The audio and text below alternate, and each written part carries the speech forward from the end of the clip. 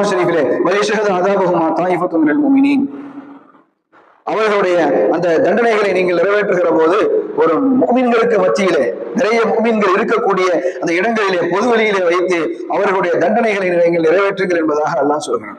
குற்றவியலை பொறுத்தவரை ஒரு மனிதன் குற்றம் இழைத்து அவன் தண்டனை நிறைவேற்றப்படுகிற போது அவன் முஃமின்களுக்கு மத்தியிலே வைத்து அந்த தண்டனைகள் நிறைவேற்றுங்கள் என்பதாக அல்லாஹ் சொல்கிறான்.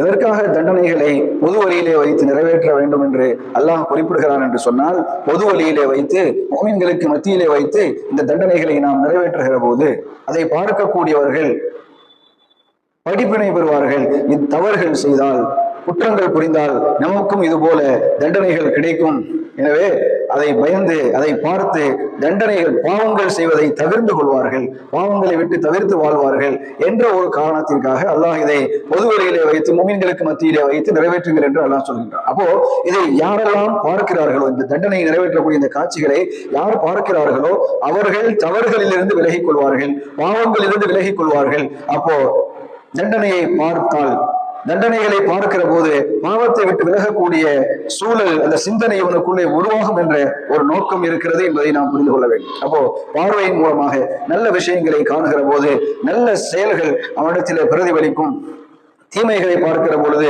தீமையான விஷயங்கள் பிரதிபலிக்கும் என்பதை நாம் மீண்டும் மீண்டும் இந்த இடத்திலே சொல்லிக்கொள்ள ஆசைப்படுகிறேன்.